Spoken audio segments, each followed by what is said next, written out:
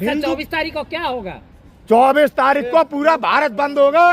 अंबेडकर है, अंबेडकर का संविधान है तो हमारे बच्चों का भविष्य, देश का भविष्य, हम सबका भविष्य। बिना अंबेडकर के संविधान के देश नहीं है ये। अमित शाह माफी नहीं मांगेंगे तो क्या कुछ करेंगे आप लोग? तो माफी मांगेंगे, साथ में मोदी जी मांगेंगे और पूरे इनके सांसद मांगेंगे।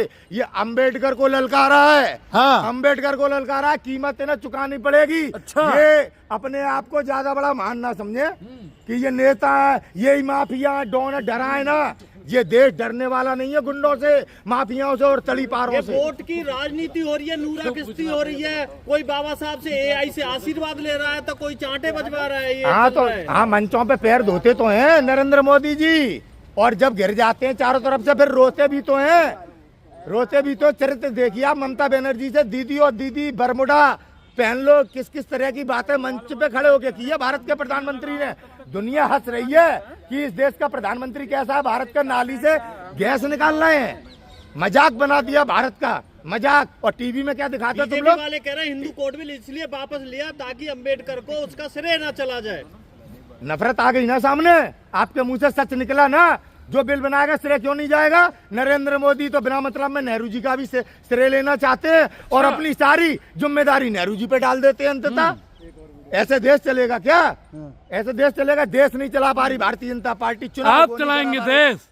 70 साल चलाए हैं ना इमरजेंसी लगा के। अच्छा चला देंगे भाई साहब पत्रकार महोदय। आप तो पत्रकारिता भी नहीं कर पा रहे, दलाली कर रहे हो, झूठ बोलते हो। कभी कभी कभी हमारी बेरोजगारी की बात हमने करते नहीं देखा। मोदी जी कह रहे हैं हम सबसे ज्यादा अम्बेडकरवादी हैं। नरेंद्र मोदी जी से बड़ा जुमलेबाज इस देश में और कोई प्रधानमंत्री देखा?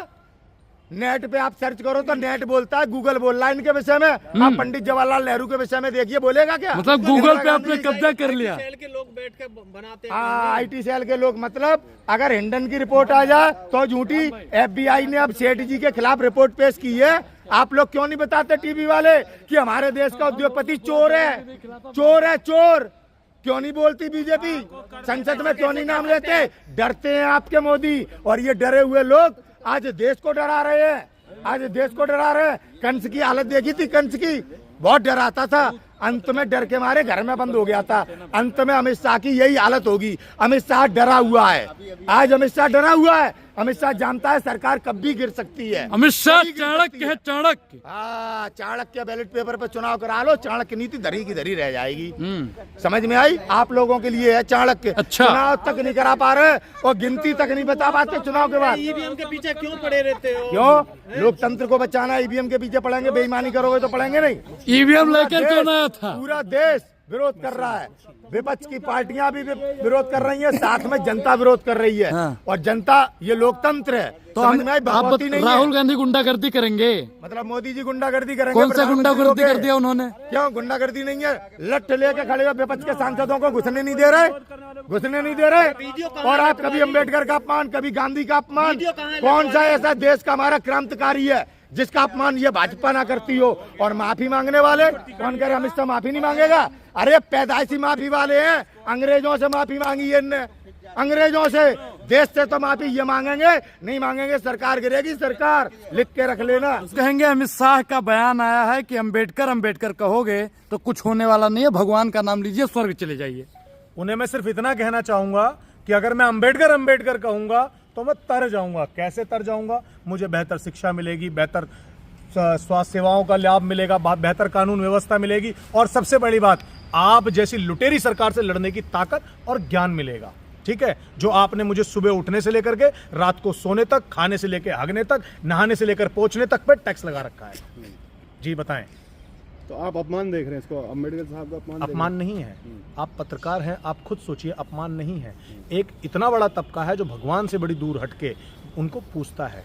आप सीधे सीधे तौहीन कर रहे हैं। 52 साल आपने अपने कार्यालय पे तिरंगा नहीं लगाया, मान रहे हैं? 52 साल आपने अपने तिरंगे पे, मतलब अपने कार्यालय पे तिरंगा नहीं लगाया, और आज आप तिरंगे के प्रति अपना प्यार दिखा रहे हैं। संविधान को आपने कभी माना ही नहीं। कभी बताते किसी और ने लिखा, कभी किसी और ने लिखा, इसने नहीं उसने लिखा। आपकी व्हाट्सएप यूनिवर्सिटी पे, फेसबुक या ज्ञान पे चलता रहता है। और आज आप कह रहे हैं कि मैं उनका बहुत बड़ा भक्त हूं। और अगर आप भक्त हैं, उनके प्रति आपके मन में श्रद्धा है, तो जाकर के माफी क्यों नहीं मांग लेते हैं? कि एक तबका विरोध तो कर रहा है ना, बता तो रहा है कि आपने गलत किया है, तो मांगिए भी अभी माफी। बताएं वो अफवाह फैलाई जा रही है ना, किसने अफवाह फैला रहे हैं?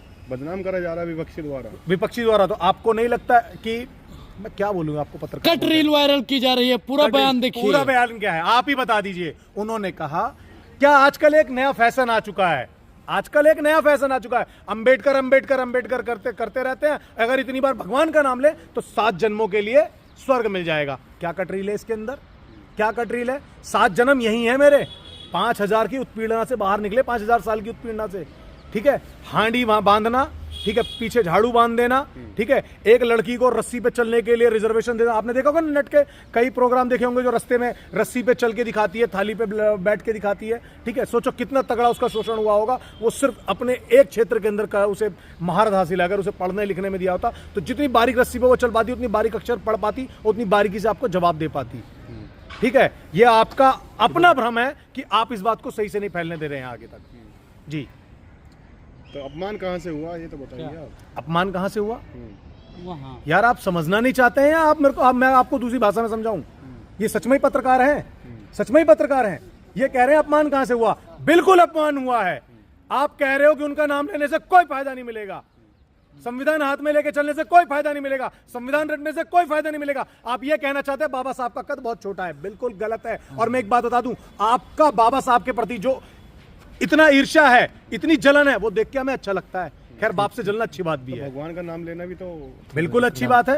यही संविधान ही तो पावर देता है कि आप राम का नाम ले, रहीम का नाम ले, या संविधान का नाम ले, ये संविधान पावर आपको देता है। और बुराई भी नहीं है, बिल्कुल लीजिए, खूब लीजिए। नाम लेने के लिए तो बोला है सर, क्या भगवान का नाम लेने के लिए उन्होंने ये कहा है कि ये नाम ना लेते तो ये लेते, अगर अब की बार दोबारा बोला तो अच्छा नहीं होगा। प्यार से समझ लीजिए। धमकी देंगे आप? बिल्कुल देंगे धमकी।